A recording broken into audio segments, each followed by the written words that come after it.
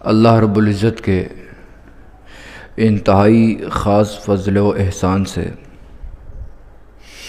آج کا یہ جمعۃ المبارک کا مقدس اور بابرکت دن ہمیں نصیب ہوا۔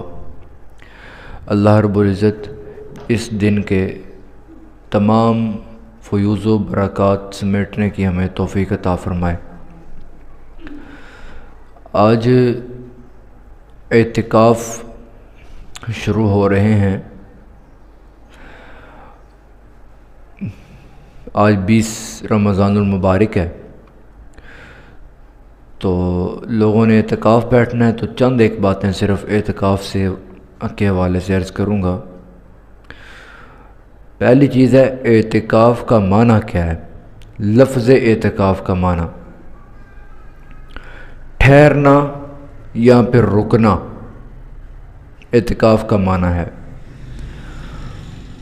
اعتکاف کرنے والا ایک خاص ٹائم کے لیے، کچھ دنوں کے لیے رکتا ہے، خود کو روک کر رکھتا ہے روزے کی حالت میں، اللہ کی رضا کی خاطر کسی مسجد میں۔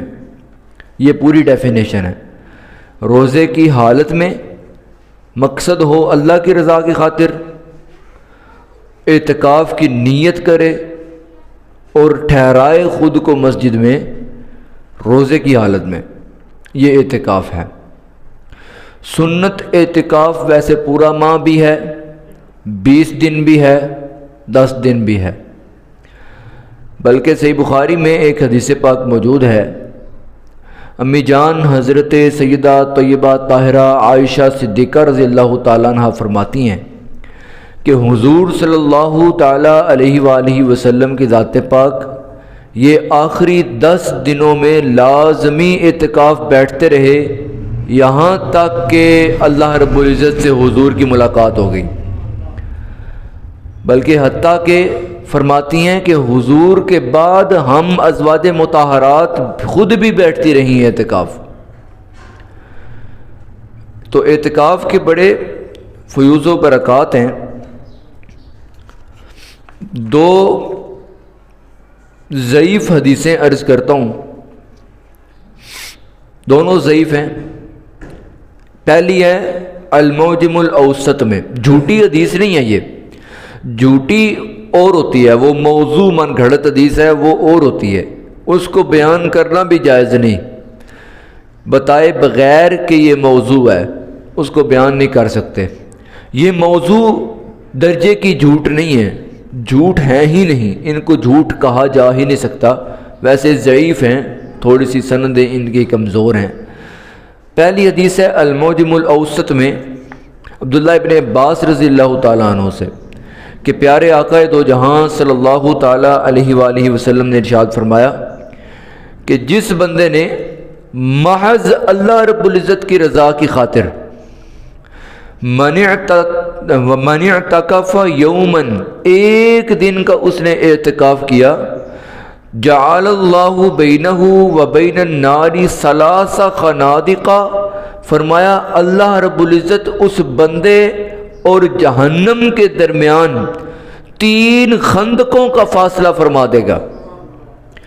اور 7 لفظ ہیں کل خندق ابعد مما بین الخافقین، فرمایا کہ ہر خندق، ایک خندق سے دوسری خندق تک یہ جو فاصلہ ہے، ہر خندق کی مسافت جو ہے آسمان و زمین کے درمیان جتنا فاصلہ ہے، اس سے بھی زیادہ ایک کی وہ مسافت ہے۔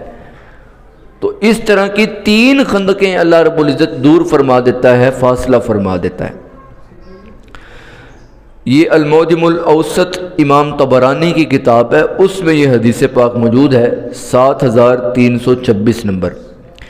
دوسری حدیث سنن ابن ماجہ میں ہے، 1781 نمبر، 1781۔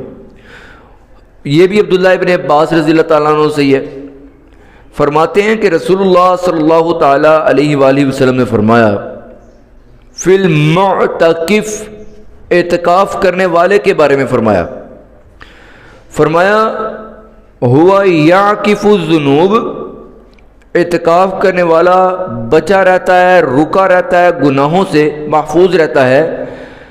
وَيُجْرَى لَهُ مِنَ الْحَسَنَاتِ كَعَامِلِ الْحَسَنَاتِ كُلِّهَا، کچھ ایسی چیزیں ہوتی ہیں جو اعتکاف والا ہوتی وہ نیکیاں ہیں لیکن یہ نہیں کر پاتا، مثلا کسی کا جنازہ پڑھنا، کسی کا حال پوچھنا، اور کوئی راستے سے کوئی چیز ہٹانا، جو دوسرے باہر کر سکتے ہیں یہ مسجد میں رہ کے نہیں کر سکتا۔ فرمایا وہ جو باہر نیکیاں کرنے والے ہیں جس طرح ان کو ان نیکیوں کا ثواب مل رہا ہے، اس کو یہاں بیٹھے ان کا ثواب اللہ رب العزت عطا فرمائے گا۔ یہ 1781 سنن ابن ماجہ میں ضعیف سند کے ساتھ ہے۔ اب چند مسائل مختصراً عرض کرتا ہوں۔ رمضان المبارک کا یہ اعتکاف سنت ہے، اور مغرب کی نماز سے پہلے ہی مسجد میں آ جانا چاہیے۔ سورج غروب ہو مسجد میں آپ ہوں، بعد میں سورج غروب ہو تو یہ زیادہ بہتر ہے۔ بہرحال نماز آپ نے مغرب کی مسجد میں پڑھنی ہے، 20 رمضان کی جو شام کو مغرب کی نماز ہے وہ، اور پھر جب کنفرم ہو جائے کہ عید کا چاند نظر آ گیا ہے، مکمل کنفرم ہو جانے تک یہ اعتکاف رہے گا آپ کا۔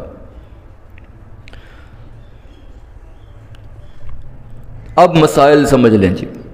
نمبر 1، جس محلے یا جس پورے ایک گاؤں میں اعتکاف کیا گیا ہے مسجد میں، کچھ لوگوں نے اعتکاف کیا تو وہ اس پورے محلے اور پورے گاؤں کی طرف سے اس کو کافی ہو جائے گا، سمجھا جائے گا کہ یہ ٹھیک ہے۔ یہ پہلا مسئلہ ہو گیا۔ نمبر 2، عورتوں کو مسجد میں اعتکاف نہیں کرنا چاہیے، وہ اپنے گھر میں جہاں عموماً ان کی نماز کا کمرہ ہے، نماز کی جگہ ہے، اسی کو وہ جائے اعتکاف بنا لیں، وہیں پر وہ رہیں گی۔ نمبر 3، دل میں نیت کر لینا بھی کافی ہے کہ میں اللہ کی رضا کی خاطر رمضان المبارک کے اس آخری عشرے کے اعتکاف کی نیت کرتا ہوں۔ نیت زبان سے کرنا کوئی ضروری نہیں ہے، لیکن دل میں کم از کم اس کا پختہ ارادہ ہونا چاہیے۔ کس غرض سے گھر بار چھوڑ کر، کاروبار چھوڑ کر اور ہر چیز چھوڑ کر وہ مسجد میں آ گیا ہے، بچے بیوی چھوڑ کر ہر چیز اللہ رب العزت کی بارگاہ میں پیش کر کے خود بھی اللہ کی بارگاہ میں آ گیا ہے اللہ کے حوالے کر کے، تو یہ کیوں اس نے ایسا کیا؟ اس کا مقصد اور اس کا جو منشا ہے پیچھے، کم از کم اس کے دل میں وہ برقرار ہونی چاہیے، اگرچہ وہ اس کو زبان سے نہ دہرائے، لیکن اگر وہ زبان سے دہرا لے تو یہ اس کے لیے اچھا اس لیے ہوگا کہ جب کسی کام کے کرنے پر دل اور زبان دونوں ایک ہو جائیں تو اس کام میں پختگی پیدا ہو جاتی ہے۔ تو اس لیے زبان سے نیت کافی ہے، لیکن دل سے کر لے تو بہتر ہے۔ کسی کو پیسے دے کے، اجرت دے کر اعتکاف بٹھانا جائز نہیں ہے، یہ بطور مسئلہ کہ میں عرض کر رہا ہوں۔ اگلا مسئلہ،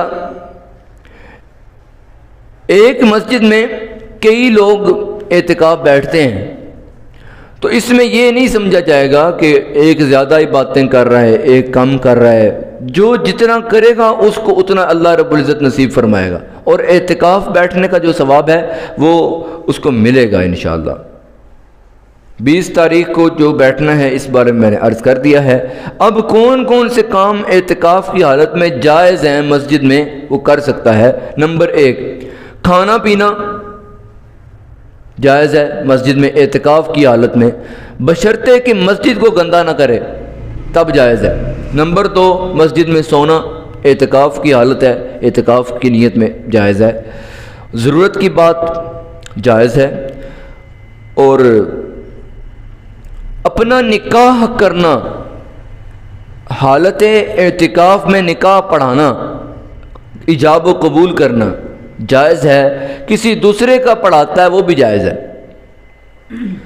کپڑے بدلنا اعتکاف کی صورت میں، خوشبو لگانا، تیل لگانا، یہ سب چیزیں جائز ہیں۔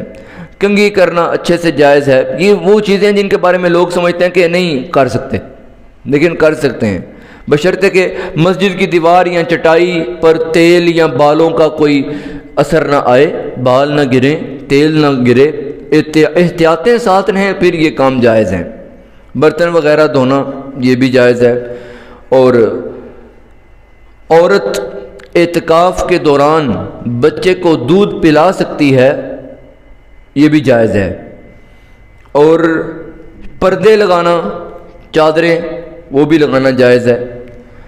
اپنی جگہ بدلنا، پہلے یہاں تھا پھر وہاں، یہ بھی جائز ہے، اس میں بھی کوئی مسئلہ نہیں۔ اور مسجد میں صابن، ٹاول اور کتابیں وغیرہ رکھنا جائز ہے، کوئی مسئلہ نہیں۔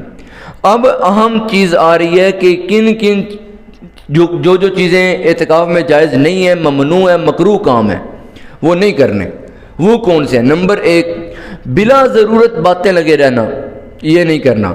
نمبر 2، اعتکاف کی حالت میں بیکار لغو اور فضول بکواسیات کی حد تک باتیں، فحش گوئی اور بدتمیزی، لڑائی جھگڑے، یہ کام ان سے بچنا ہے۔ قصے کہانیاں جھوٹی سناتے رہنا، اس سے بچنا ہے۔ اسلام کے خلاف کوئی لٹریچر ہے، اس کو مطلب وہ پڑھ رہا ہے یا اخبار پڑھ رہا ہے بیٹھ کے اعتکاف میں اخبار، تو یہ تو ایک بالکل سینس بھی نہیں بنتا، تو اس لیے اس سے بچنا چاہیے۔ ضرورت سے زیادہ سامان مسجد میں لے آنا، پھر بکھیر دینا، اور اس کی مطلب صحیح جگہ بھی نہیں ایڈجسٹ ہو پا رہی، اتنا لے آیا ہے، تو یہ بھی جائز نہیں ہے، اس سے بھی بچنا چاہیے۔ مسجد کی بجلی، گیس، پانی وغیرہ کو بے جا استعمال کر رہا ہے، لوڈ ہے یا نہیں، استعمال کری آمدہ ہے، یہ بھی جائز نہیں ہے۔ بلا ضرورت موبائل یوز کر رہا ہے مسجد میں بیٹھ کر، بلا ضرورت۔ ایک تو ہے نا کچھ قرآن پاک موبائل سے پڑھ رہا ہے، یا پھر کوئی ضروری کام جو ہے واقعی شرعی ضرورت جو بنتی بھی ہو اس کے تحت یوز کر رہا ہے، مختصر رابطے کے لیے یوز کر رہا ہے، پیغامات کے لیے یوز کر رہا ہے، اس کے لیے اتنا مسئلہ نہیں ہے۔ لیکن جو ہے موبائل لا کر سرے سے اسی میں لگا ہوا ہے، یہ بھی جائز نہیں ہے۔ مسجد میں اگر ضرورت پڑ گئی ہے بال کٹوانے کی، تو ایسا نہ کرنا بہتر ہے۔ یہ بال کٹوانا مسجد میں یہ نہ کرنا بہتر ہے، جائز مکروہ ہے تقریباً، لیکن اگر کوئی مطلب زیادہ ضرورت پیش آ گئی ہے بال کٹوانے کی، تو کسی نائی وغیرہ کو، حجام کو بلا کر اس کو اجرت دے کر اگر وہ مانگے تو پھر اس طرح کروائے جا سکتے ہیں، لیکن یہ بچنا ہی بہتر ہے اس بارے میں۔ یہ چند چیزیں میں نے مختصراً عرض کر دیں۔ لیلۃ القدر کی تلاش کے لیے اعتکاف ہو، یہ بھی اعتکاف کا ایک مقصد ہے۔ نمبر 2، پہلا مقصد لیلۃ القدر میں پالوں، اس کی تلاش کے لیے، کیونکہ حضور صلی اللہ علیہ وسلم نے لیلۃ القدر کی بڑی فضیلت بیان فرمائی ہے، لیکن اس سے بھی زیادہ فضیلت قرآن کریم نے خود بیان فرمائی ہے۔ لیلۃ القدر خیر من الف شہر، 1000 مہینوں سے یہ ایک رات بہتر ہے۔ تو اس لیے جس نے اس کو پا لیا اس کی بڑی ماشاءاللہ۔ اور حضرت عائشہ رضی اللہ تعالی عنہا کی ذات پاک نے پوچھا کہ حضور اگر میں لیلۃ القدر کو پاؤں تو پھر کیا کہوں؟ تو آپ نے فرمایا اس رات میں یہ دعا کر، اللہم انک عفو، مولا تو بھی تو بڑا بخشنے والا ہے، تحب العفو، تو خود پسند فرماتا ہے معاف کرنے کو، لہذا فاعف عنی، مجھے معاف کر دے، تو خود جو پسند کرتا ہے معاف کرنے کو مجھے معاف فرما دے۔ یہ دعا سنن ابن ماجہ میں 3850 نمبر حدیث میں اور ترمذی میں 3513 نمبر حدیث میں موجود ہے۔ یہ تھوڑا سا میں نے لیلۃ القدر کے حوالے سے عرض کیا۔ اس کی جو طاق راتیں ہیں نا، ان میں لیلۃ القدر کو تلاش کرو، یہ رسول اللہ صلی اللہ علیہ وسلم نے صحیح بخاری کے اندر حکم دیا ہے۔ اس کی جو آڈ طاق رکھتے ہیں، یعنی 21 کی رات اور پھر 23 25 27 29 ان راتوں میں چھپی ہوئی لیلۃ القدر. اگر کوئی شخص ان راتوں میں اللہ رب العزت کی پوری یکسوئی کے ساتھ، نیک نیتی کے ساتھ، اخلاص کے ساتھ لیلۃ القدر کی تلاش کی نیت لے کر اگر کوئی شخص عبادت کرتا ہے، مختلف عبادتیں کرتا ہے، کبھی بیٹھا قرآن پڑھ رہا ہے، کبھی بیٹھا سجدے میں ہے، کبھی جو ہے قیام کر رہا ہے، کبھی کچھ کر رہا ہے، وہ کچھ نہ کچھ اللہ رب العزت کی عبادات کرتا جا رہا ہے، تو یہ عمل اس کا انشاءاللہ العزیز اس کو لیلۃ القدر کی فضیلت عطا کرنے میں کافی ہو جائے گا. تو یہ 5 راتیں، صرف زندگی کی یہ 5 راتیں آپ متعین کر لیں کہ 21ویں کی رات اور اس کے بعد 23ویں، پھر 25ویں، 27ویں، 29ویں، 5 راتیں جو ہے نا یہ جاگنے کی آپ متعین کر لیں. اس میں اللہ رب العزت کا نام لے کر آپ نے جاگنا ہے. اب جلدی جلدی چند باتیں صدقہ فطر کے حوالے سے سن لیں. صدقہ فطر فطرانہ ایک ہی ہے، اس کے حوالے سے چند باتیں میں عرض کرتا ہوں.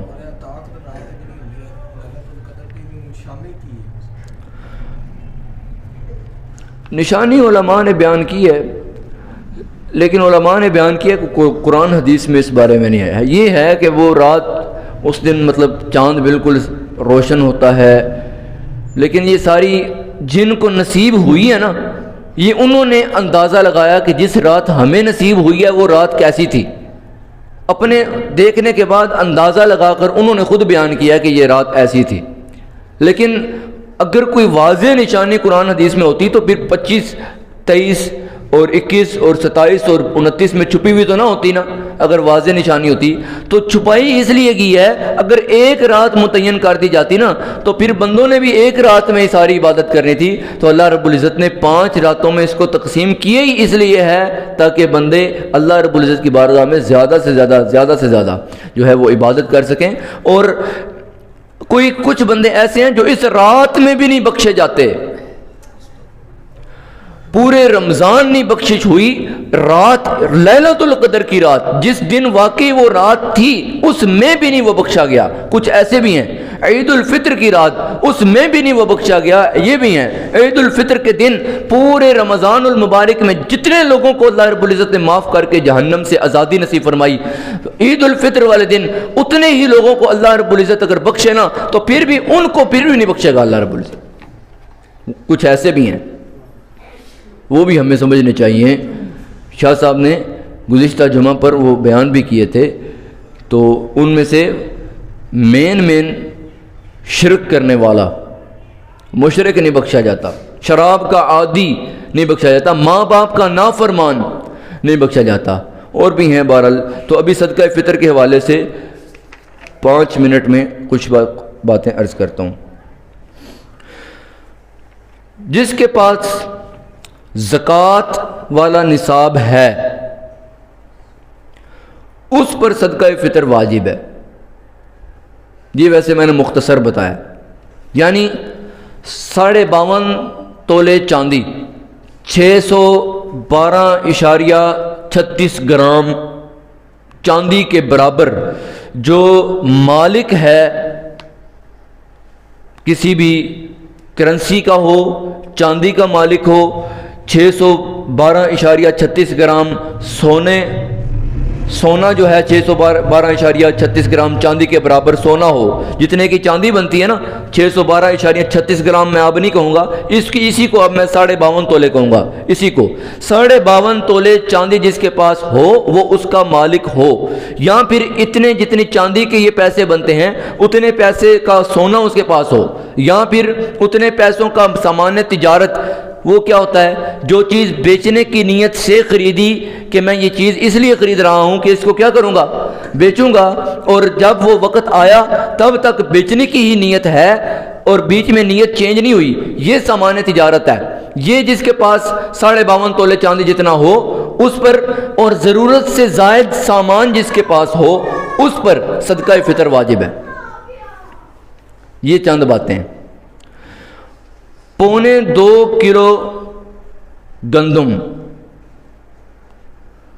اور 3.5 کلو باقی ساری چیزیں، یعنی جو اور کشمش، چوہارے، کھجور، یہ سارے 3.5 کلو، اور گندم 1.25 کلو، یہ یعنی یہ 1 کلو 900 گرام تقریباً بنے گی، ٹھیک ہے. تو یہ گندم کے لحاظ سے یہ ہے. تو آپ دیکھ لیں کہ کتنے کی کلو ہے، پھر 2 کلو آپ دیکھ لیں کتنے کی ہے. ویسے علماء نے بعض نے حساب لگایا ہے تو 240 روپے بتا رہے ہیں جی، فی بندہ 240 روپے. لیکن یہ ایک بار پھر بھی آپ پوچھ لیجئے گا کہ گندم کا ابھی حالیہ ریٹ جو ہے اس کے مطابق. اچھا، پھر ہر بندہ اپنی حیثیت کے مطابق دے. جس کی حیثیت ہی گندم جتنی ہے وہ گندم کی جتنی دے گا. جس کی حیثیت ہے منقے کی، کھجور کی، جو کی، وہ گندم کے مطابق نہیں دے گا، وہ پھر اسی کے مطابق دے گا جس کی حیثیت رکھتا ہے.